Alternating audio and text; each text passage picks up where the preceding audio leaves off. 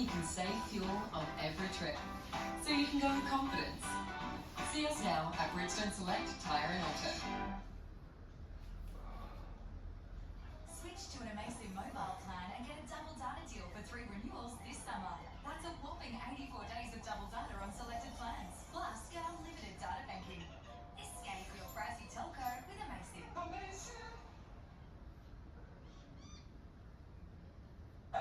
Running shoes that make you faster.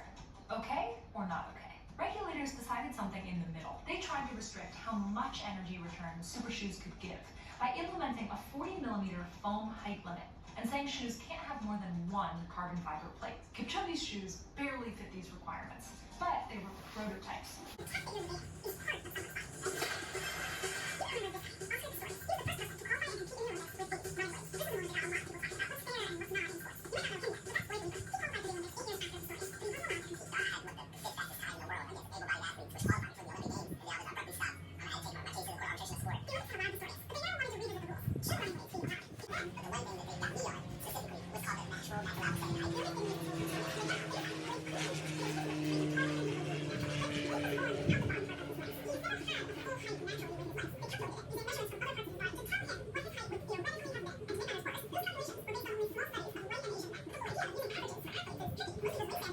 But how far and how fast and exactly in what direction technology pushes us is the big debate that we're going to keep on having, far beyond sports. Should we regulate it? Should we tame it down? Should we allow it to be integrated? I think it's wrong to stop. I think you can say it's unethical to introduce these things to sport. It's unethical to stop inventing and to stop pushing human potential forward. And personally, I can't wait to see what humans are capable of.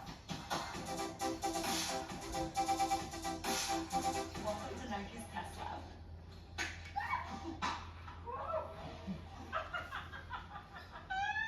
That's gonna be the ending.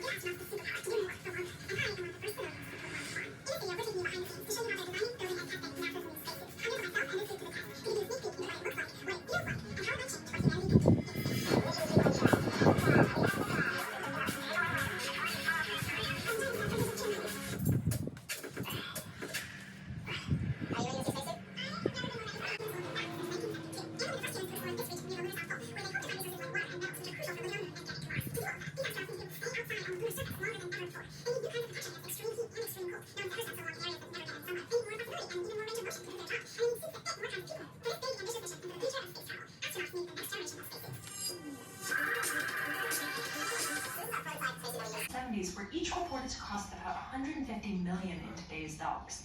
NASA gave Axiom $228 million for the development of the new model, but the plan is to reduce the cost per suit as they make more of them. The future of space travel needs suits that are cheaper to make and cheaper to use. It sounds like this moment reflects a major transition in the way that we're thinking about humans in space at all. Absolutely. That's why this new suit is so huge if true. It's part of this big change in what humans can do in space. So now, it's time to put this new suit to the test. Now I get to go put on my cooling pajamas before I get in the suit. The cooling pajamas that astronauts wear look like this. They're technically called liquid cooling garments. You wear these under the suit, and water runs through these tubes to make sure that you don't get too hot. So this is the answer to the question of how do astronauts go to the bathroom. They use a diaper, and they don't call it a diaper, they call it a mag. A maximum absorbency. This suit is just a marvel of human engineering. It represents decades of achievements, not just in spaceflight, but in manufacturing and design and chemistry and textile science and thermodynamics and so much more. It's the next step in our interplanetary future. Now it's the big moment.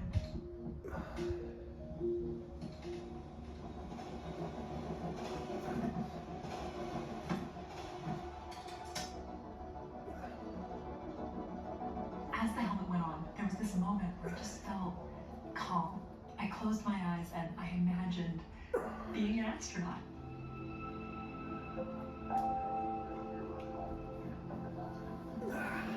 For me, is increasing, and that new higher pressure will be contained by the inner bladder layer. There are lots of layers to a spacesuit, but you can think of them in 3 major sections.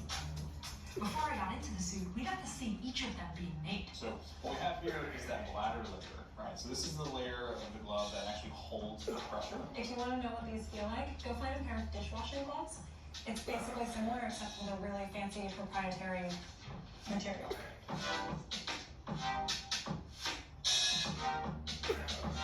Then, on top of the bladder layer, there's a restraint layer that stops the whole thing from inflating like a balloon because of the pressure. And this restraint layer also defines how the suit can move.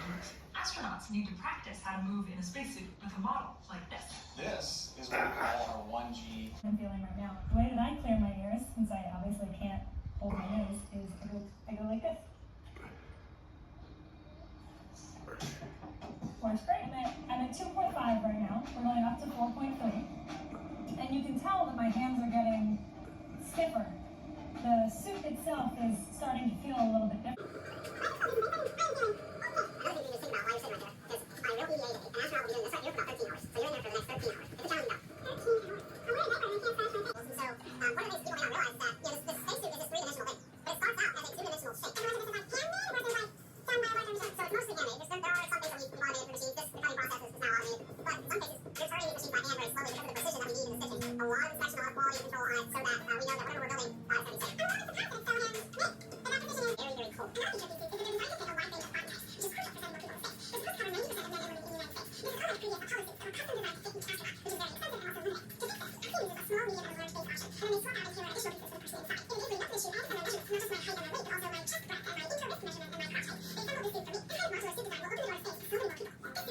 Imagine waddling like a duck, but like in a much more graceful way. I can go faster. How fast is like fast? Oh, it'll go fast. Take me to 2. Okay, 2.5. And I couldn't do this very long.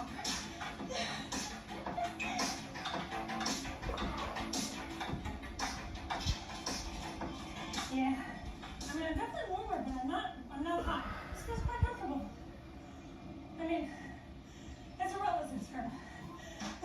Listen, not to brag, but later they told me this is the fastest they'd ever seen a guest go on the treadmill. Wait, guys, wait for the best part.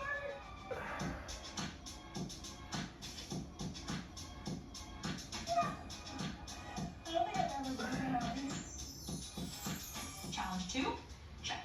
Challenge 3, do a squat in full Earth gravity. I would love to attempt that. I'm about to try bearing all of the weight of the suit by myself, which at Earth gravity is quite heavy. This is much, much heavier than it will be on the moon or on Mars. Alright, here we go. The hardest squat of my life.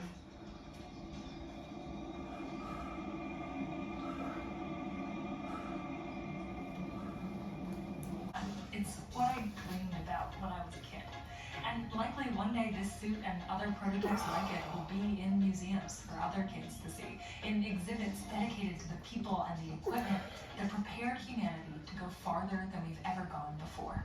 If there's only one thing you take away from this video, it's how much work goes into designing a suit like this.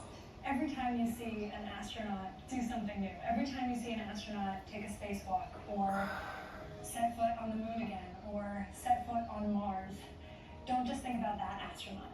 Think about all of the people that designed all of the things that that astronaut uses, all the way down to the intricate details of the suit that they're wearing. It's so cool. Wait, can you say that again in my mic?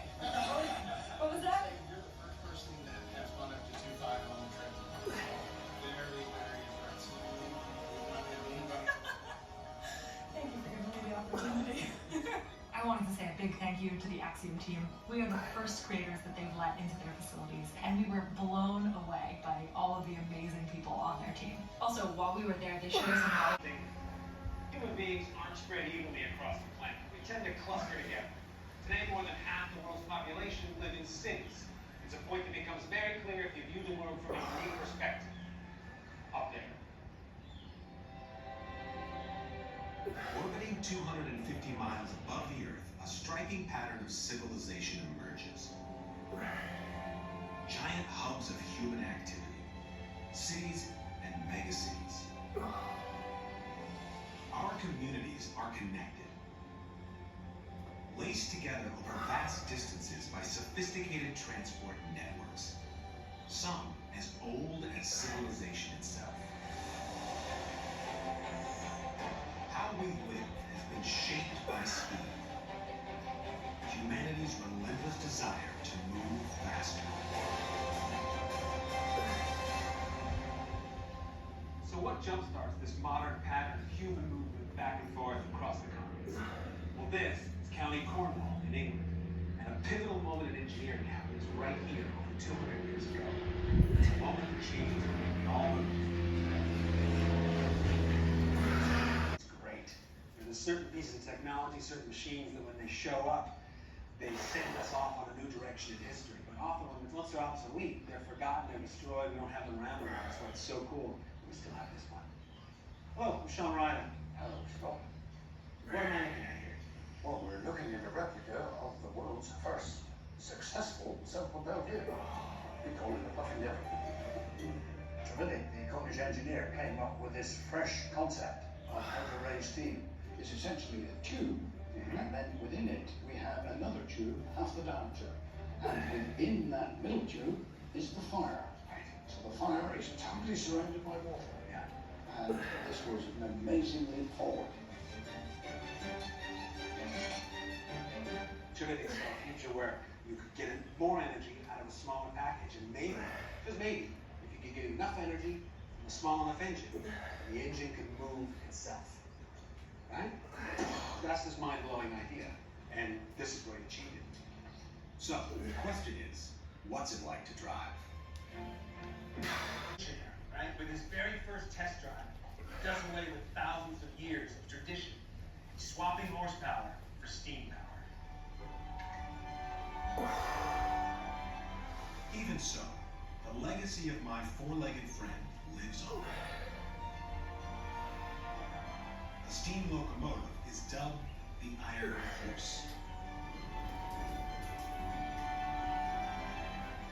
And the standard unit of engine strength is forevermore measured as horsepower.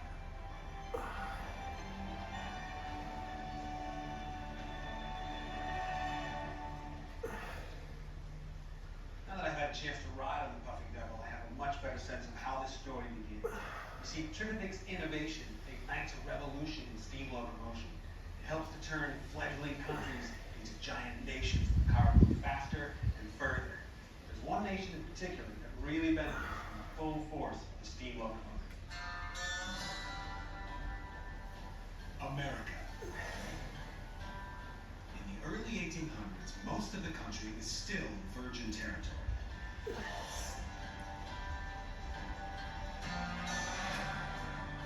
Only the brave, the foolish, or the desperate risk the slow trek across this vast.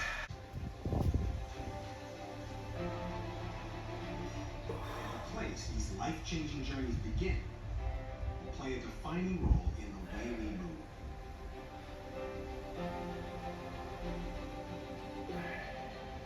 This is Grand Central Terminal. It's a magnificent piece of architecture, and it's also a testament to the importance of the railroads. Over 150 years old, it's still the largest railroad station on the planet. By the mid-20th century, Grand Central is an established starting point for fast, long-distance travel to cities across America. Today, its rail network connects over 500 destinations. With 150,000 miles of track, more than any other nation, it could circle the globe 6 times. I'm on a Japanese bullet train, traveling at 175 miles an hour, and it is smooth as silk. The Tokaido Shinkansen line connects Tokyo with Osaka, Japan's 2 biggest cities. Since its opening on October 1st, 1964, this 320-mile-long track alone has shuttled almost 6 billion people. On that morning, the Hikari No. 1 pulls out from Tokyo Station's platform 19 and arrives at Shin-Osaka Station exactly on time 4 hours later. Just the day before, that same journey would have taken 6.5 hours. It's an amazing increase in speed and efficiency, but it's one that almost didn't happen.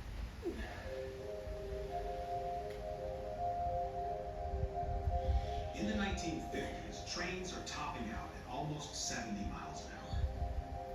One Japanese engineer, Hideo Shiba, dreams of a revolutionary high-speed rail network, the Shinkansen, that will smash the 100-mile-an-hour barrier. Today, Japanese engineers are developing an even faster form of rail transport. One which could make wheels fall in the past.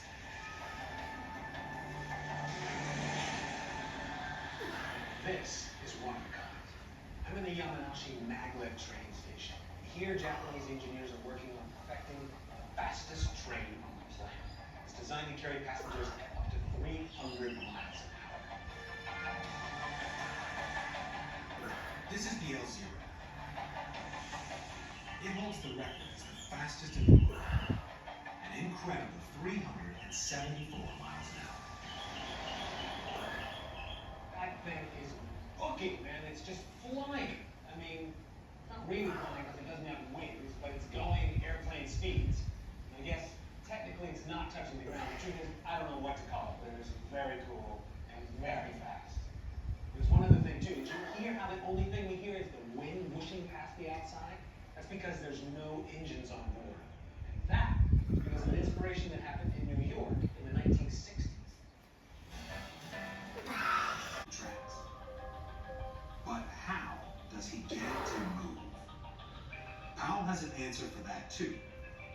Using another set of strong magnets built into the track, whose polarity alternates, constantly creating forces that push and pull. The result is magnetic levitation, maglev for short.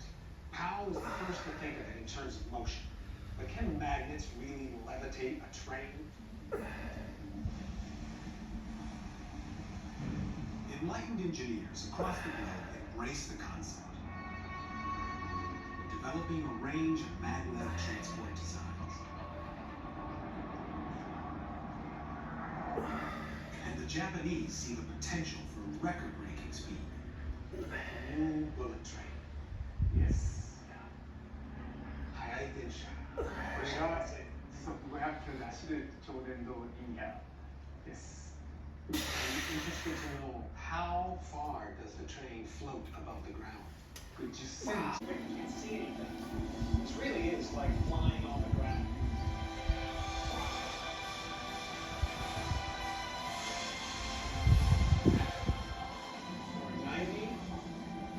Just telling us we're coming up to 9498, 500 kilometers an hour.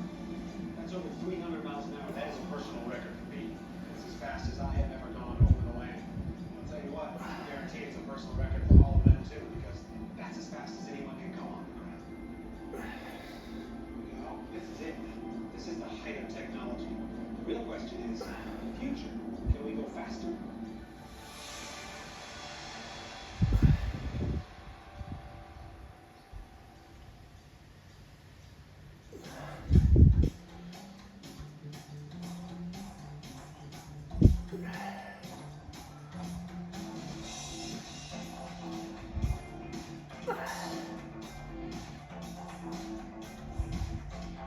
What's inside this steel tube is straight out science fiction. It could take us into a future we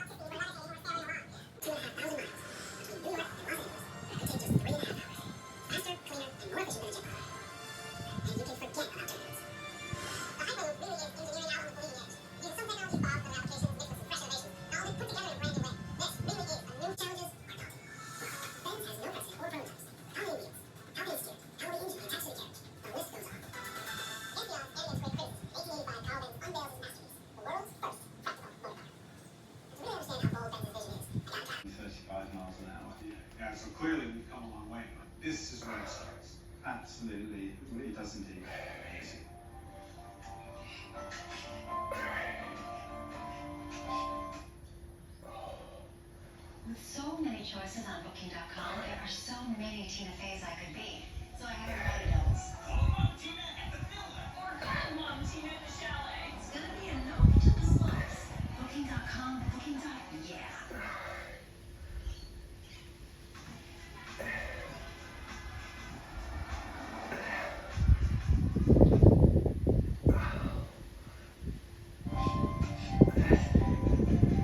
In 1886, Benz obtains a patent for his invention. Look at that. Oh, this is amazing. And once you get it going, it just curves along, but there's no brakes, so you gotta keep feathering the throttle if you want to turn.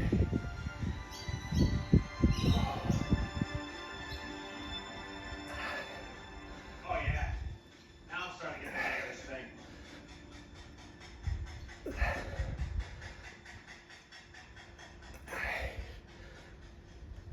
So the Benz car works, but the whole world doesn't really take notice until one brave, audacious woman gets behind the wheel.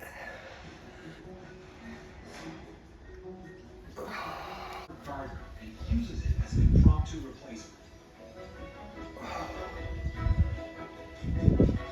Bertha's initiative to take that first trip proves the potential of the motor car.